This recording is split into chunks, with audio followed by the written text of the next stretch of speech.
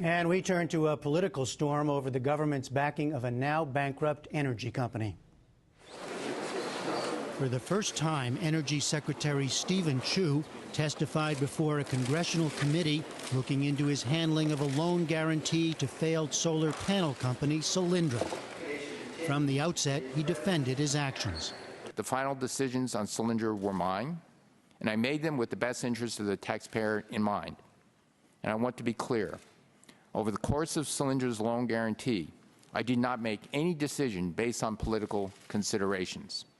My decision to guarantee a loan to Solyndra was based on the analysis of experienced professionals. Solyndra had been touted as an example of the country's green technology future.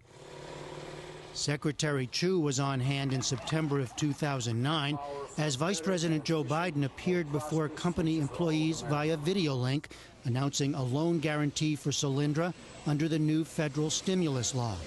Good to see you, Pete. John there. John. 9 months later, in May of 2010, President Obama toured the company in Fremont, California. In all, Solyndra received more than $500 million in federal aid. But less than 2 years later, in August of this year, Solyndra filed for bankruptcy. Today, Secretary Chu blamed the company's failure on the economics of a global market. It is extremely unfortunate that what has happened to Solyndra, but when the bottom of a market falls out and the price of solar decreases by 70% in 2.5 years, that was totally unexpected. And so fundamentally, this company and several others got caught in a very bad tsunami, if you will. But House Republicans see a very different picture. Fred Upton of Michigan. The number of red flags about Solyndra that were raised along the way, many from within DOE, and either ignored or minimized by senior officials, is astonishing. Among the warnings, say Republicans, a 2009 email between Energy Department staff suggesting Solyndra was, quote, likely to face severe cash flow problems. Florida Republican Cliff Stearns chairs the House Energy and Commerce Subcommittee that held today's hearing. So the bankruptcy was predicted 2 years ahead of time. When you signed off on the loan guarantees, were you aware of this, of these emails and of these concerns? It wasn't predicting bankruptcy of the company. It was predicting a cash flow issue that, upon further analysis, did not appear. And, in fact, it did not appear in reality. Republicans also claimed that both the initial loan guarantee and subsequent decisions were made on a political, not strictly business basis. They cited an email released by the committee last week suggesting that George Kaiser, a major Solyndra investor and Obama donor, was asked by the White House to delay news of layoffs until after the 2010 midterm elections. Texas Republican Joe Barton. You know who George Kaiser is, I'm sure. Yes, I know that now. He was a major investor in a venture capital firm that had a major stake in Solyndra. You knew that. Not at the time of the evaluation of the loan, not at the time of the restructuring. I know now what his connection, what his role has been.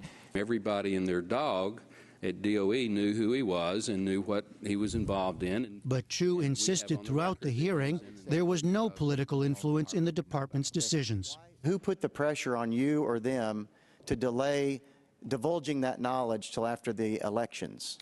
There was no pressure. I was not part of that decision, and I certainly would not have been in favor of that decision.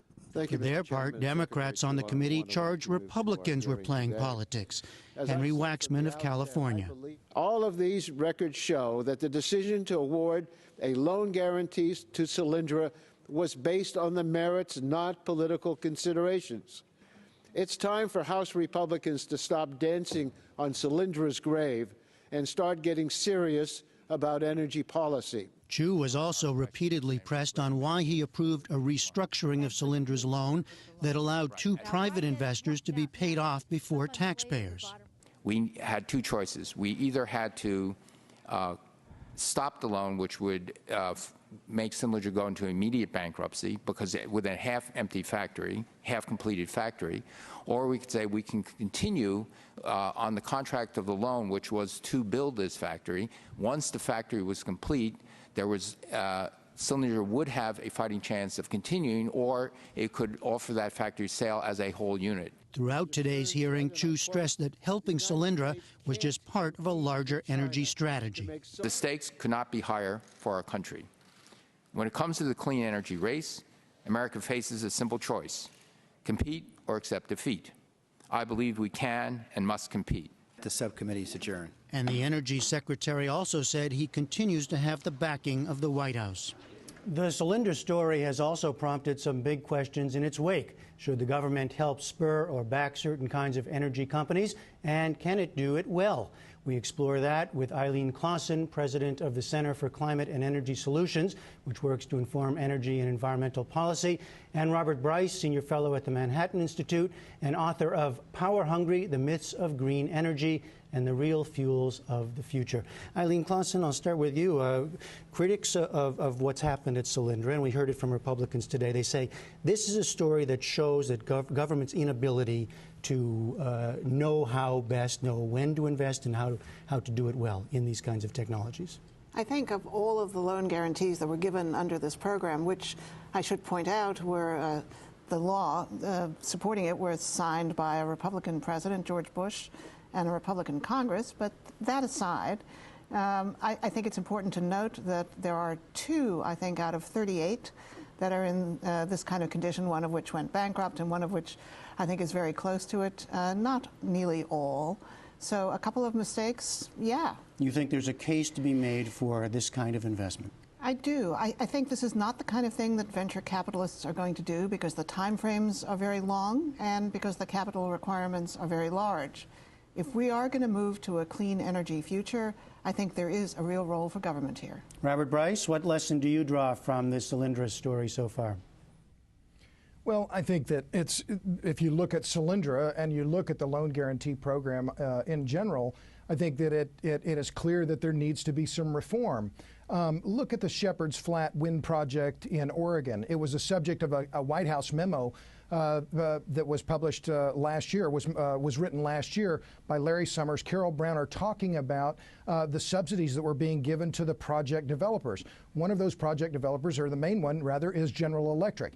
It's a $2 billion project, about 800 megawatts of wind capacity, and yet the government provided $1 billion loan guarantee to General Electric, which has a market capitalization of $170 billion and is one of the largest financial services companies in the world. Further, once the project is completed early next year, GE and its partners, who include Google and Sumitomo, will get a $490 million cash grant.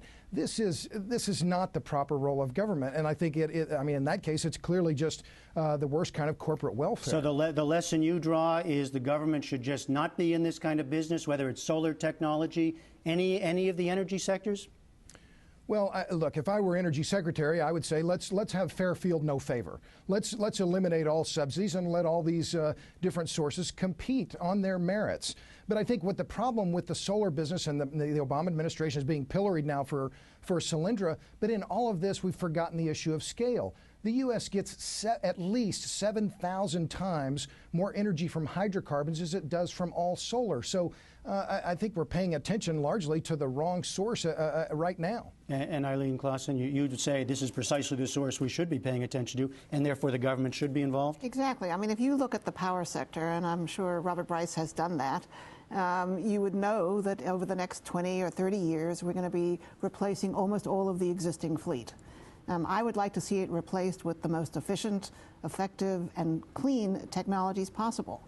In order to do that, I think it is wise to invest in different technologies. Look, I mean, I know that Mr. Bryce likes natural gas. A lot of the fracking technology actually came out of government research. So, I mean, government can do more than solar. I mean, government can do research related to fossil fuels as well and make things better. Nuclear, there's a lot of stuff there that could be improved. Well, what about that, Mr. Bryce? I mean, isn't it the case that government is already involved in so many different ways in all kinds of sectors of the energy industry? Well, look, there's no question about that, and I am adamantly pro-nuclear. I think if the U.S. is really serious about reducing CO2 emissions, then we should be aggressively moving toward nuclear, and in particular, modular reactors, and if possible, fueled with thorium. I think this is tremendously positive. But the reality is right now that nuclear is priced out of the market. Why? Because of low-cost natural gas.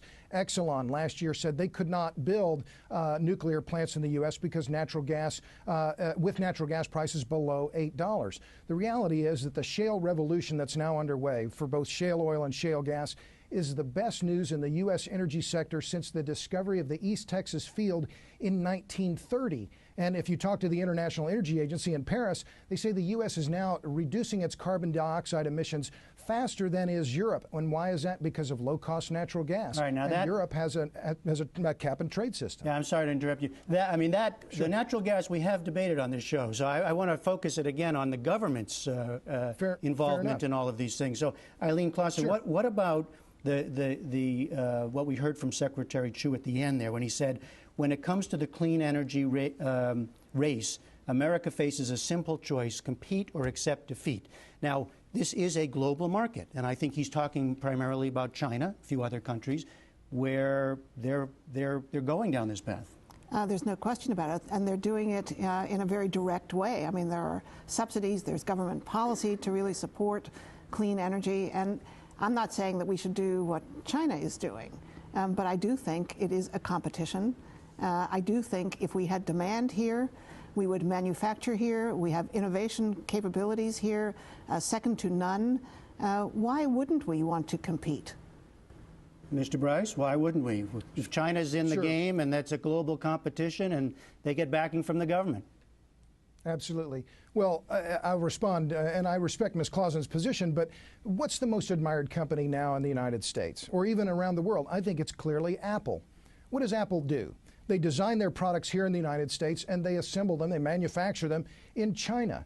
Well, where's the outrage in the green left about the fact that all of these cell phones, all of these computers, all of our iPhones, iPads, all these other technologies are being made in China? What I hear in terms of this clean energy and solar panels and all these other things that we have to make those here in the United States, to me the rhetoric is remarkably similar to what we've heard in the past from the corn ethanol scammers about the evils of foreign oil. I don't see much difference. Why is it okay for Apple to produce or manufacture all their products overseas, and that's okay, but somehow now we're supposed to be autonomous, or we're supposed to produce all of our own solar panels? Doesn't make any sense. It's a global market. You're shaking your head, so clearly you don't like this analogy. You don't see it. Well, no, I actually would like to see much more of it made in America. I think that's the way we generate jobs here, and that could be true for Apple products as well as for clean energy.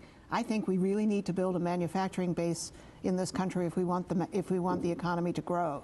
And there's no reason why you should exclude clean energy from that. But at the same time, briefly, you're saying that safeguards could be put in for the kinds of any potential problems that you see when the government's involved. Absolutely, and I also think that there are a wide number of different technologies that should be looked at. I think it is important. I actually like nuclear also, and I like natural gas also. I think there are improvements that could be done in those areas as well, and I think there is a role for government. All right, we will have to leave it there. Eileen Clausen, Robert Bryce, thank you both very much. Thanks, Jeffrey.